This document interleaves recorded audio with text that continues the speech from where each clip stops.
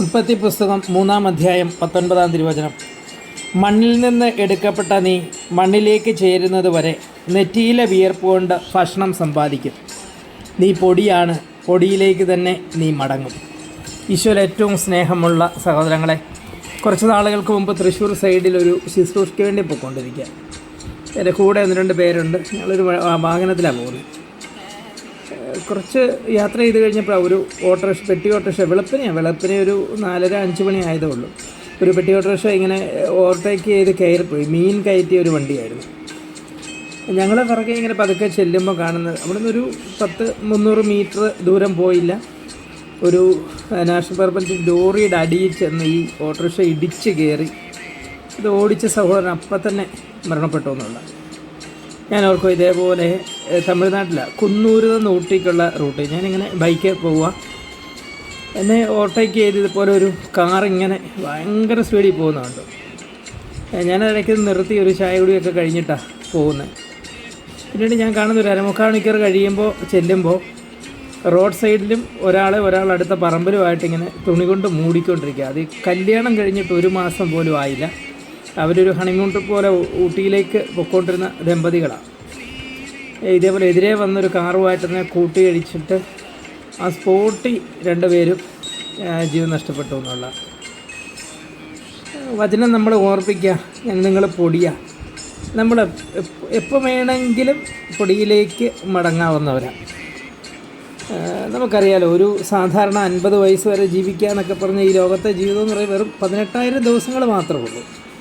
ഇനി 60 വയസ്സ് വരെ ജീവിച്ചാലും അത് 22,000 തികയത്തില്ല, 21,000 ദിവസം മിച്ചേ ആകുന്നുള്ളൂ.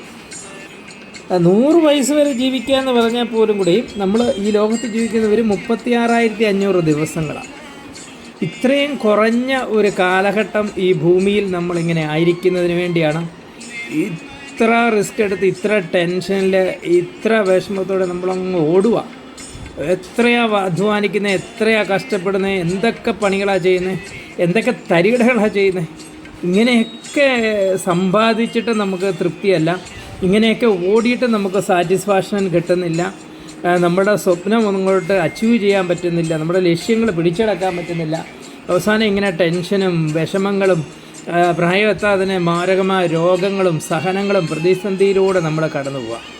വചനം നമ്മളെ ഓർപ്പിക്കുന്ന വലിയൊരു കാര്യമുണ്ട്. ഈ ദിവസങ്ങളിലൊക്കെ നമ്മളിലേക്കൊന്ന് നോക്കാൻ, നമ്മൾ വന്ന വഴിയിലേക്ക്, ഒപ്പം നമ്മുടെ കുടുംബത്തിലേക്ക്, അപ്പം നമ്മുടെ ഉള്ളിലേക്കൊന്ന് നോക്കണം. ഞാനും നിങ്ങളും ഇപ്പോൾ എവിടെയാണ് എത്തിയിരിക്കുന്നത്? നമ്മൾ ഏതവസ്ഥയിലാണ്? ഇന്ന് തമ്പുരാൻ വിളിച്ചാൽ ഞാൻ നിങ്ങളും പോകാൻ റെഡിയാണോ, തയ്യാറാണോ? അതോ നമ്മൾ ഈ ലോകത്തിൻ്റെ താൽക്കാലികങ്ങളായ നൈമിഷികങ്ങളായ ചില സുഖസൗകര്യങ്ങളിലൊക്കെ കെട്ടിപ്പിടിച്ച് അതുമിൽ മാത്രം ആശ്രയിച്ചുകൊണ്ടിരിക്കുന്ന ഒരു വ്യക്തിയാണോ ഞാൻ നിങ്ങൾ? തിരിച്ച് നമ്മളിലേക്കൊന്ന് ചിന്തിക്കാം, നമ്മളിലേക്കൊന്ന് നോക്കാം. നമുക്ക് നമ്മളെ തന്നെ ഒന്ന് വിശുദ്ധീകരിക്കാം.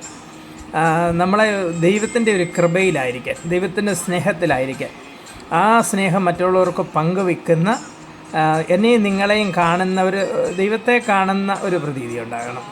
സ്നേഹിക്കുന്ന, മറ്റുള്ളവരോട് അലിവുള്ള, കൃപയുള്ളൊരു മനുഷ്യനായിട്ട് മാറാൻ വേണ്ടി നമുക്ക് ശ്രമിക്കാം.